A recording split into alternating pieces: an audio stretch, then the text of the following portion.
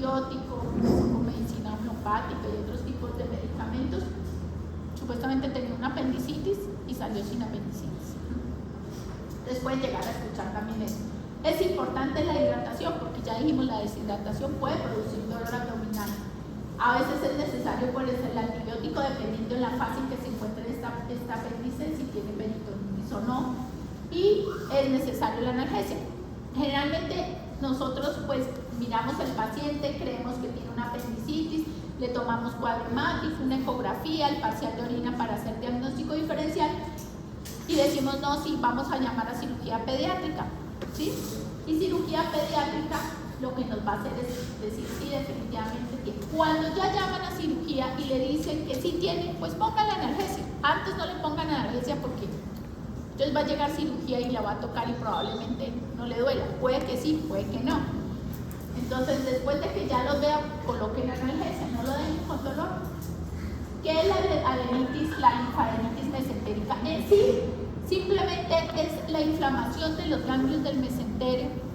¿Por qué? Por alguna infección que tuvo, o por una diarrea que tuvo, o por una infección respiratoria. Entonces, los ganglios, hay varios ganglios alrededor del apéndice.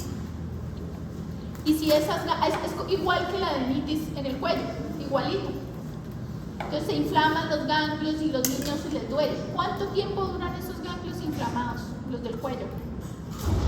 20 días, ¿sí? Entonces debemos estar mirando al paciente y decirle, bueno, ¿por qué se inflaman los ganglios? Simplemente es por la respuesta inmunitaria que se va a producir frente a una infección. Todos los ganglios se inflaman entonces si a usted le da una celulitis, pues los ganglios de ese lado se le van a inflamar. Si le da una amigdalitis, una otitis, se le van a inflamar los del cuello o los de la parte del occipucio de los niños pequeños. Y en este caso se va a inflamar la del abdomen, entonces les duele todo el abdomen. Y puede llegar a ser simplemente inflamación de los ganglios, de pronto por una gripa que tuvo, o una diarrea que tuvo, o una infección urinaria.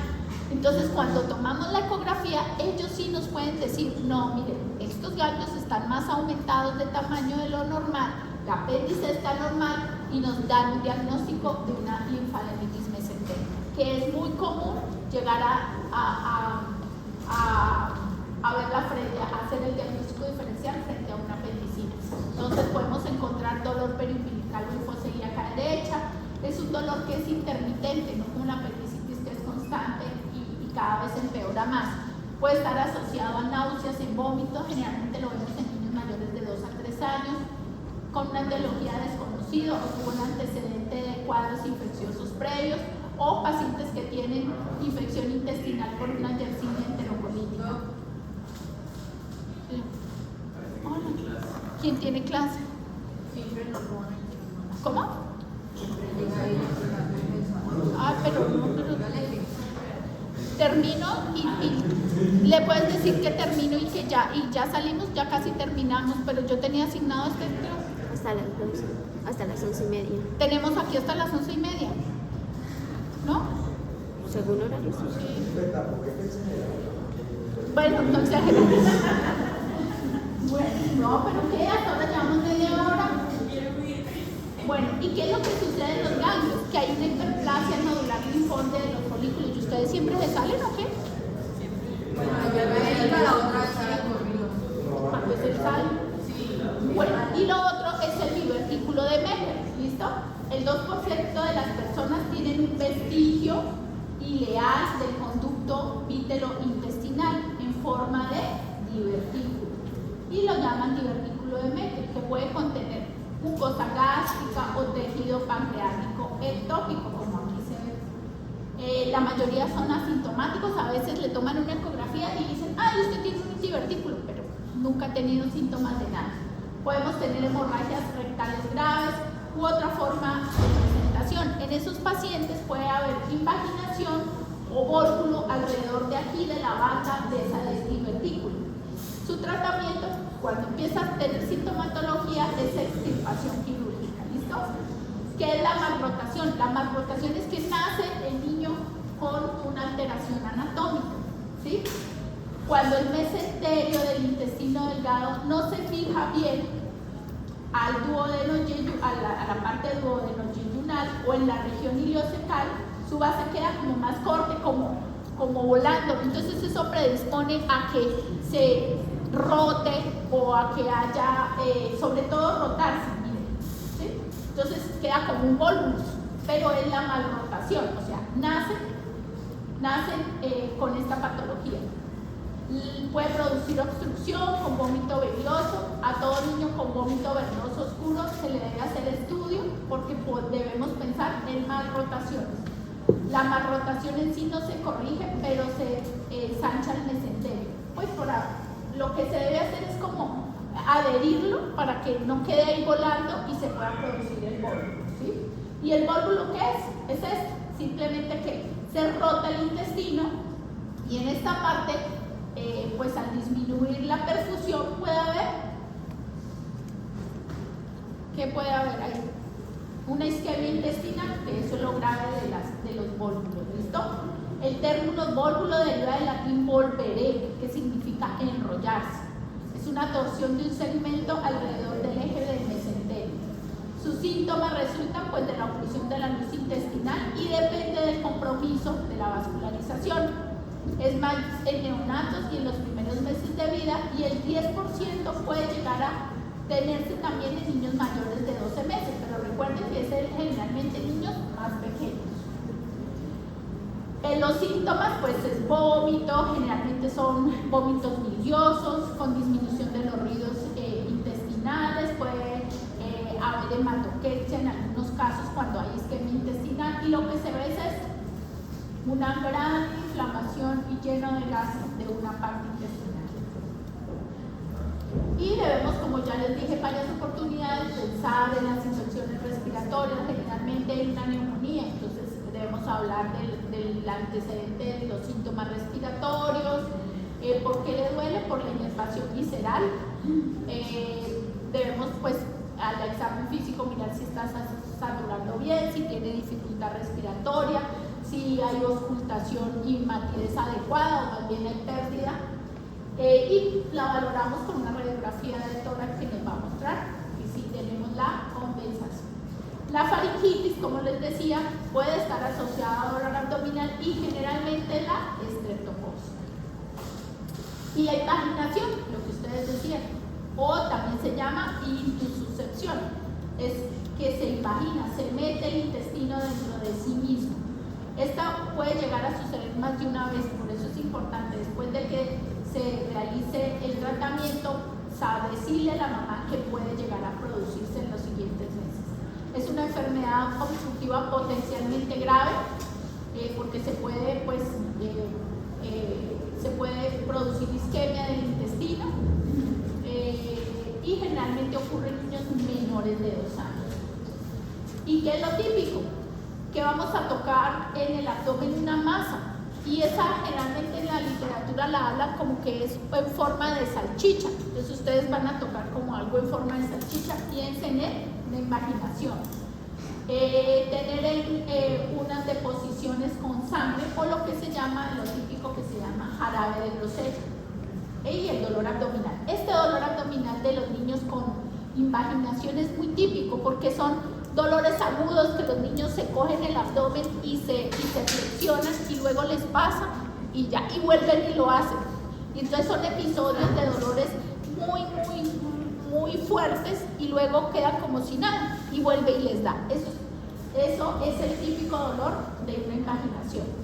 Hay que ver la ecografía que nos da el diagnóstico, y el tratamiento se hace de diferentes formas. A veces solo con enemas se puede desinvaginar, a veces se puede hacer con colon por enema, entonces ellos van mirando por medio de ecografía si se realizó la desinvaginación, o si definitivamente con ninguno de los dos se pudo, pues lo debemos hacer quirúrgico, que no es lo ideal.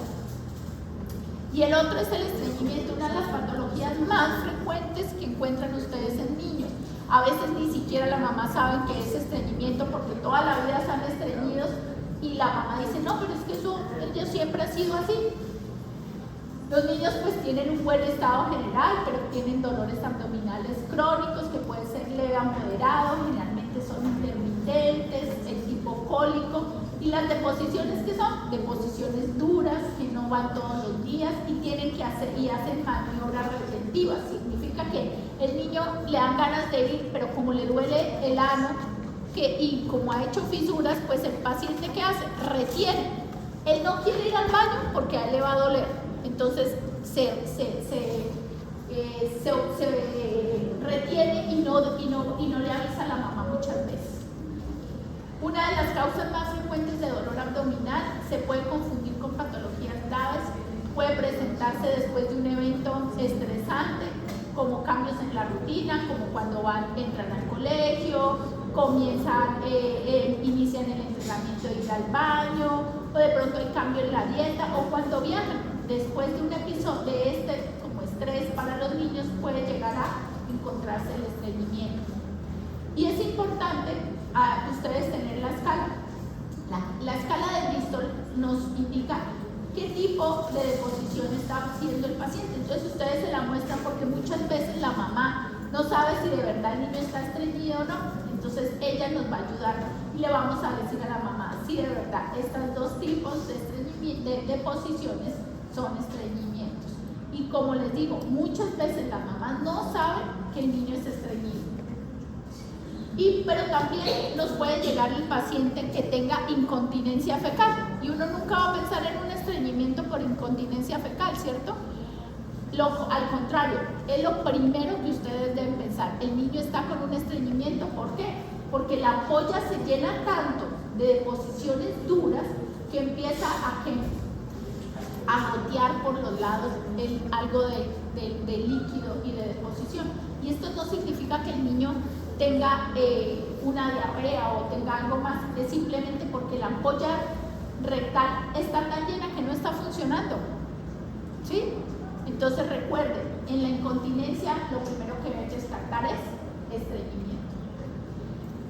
Es importante el examen físico porque uno encuentra muchas veces fecalomas en toda la parte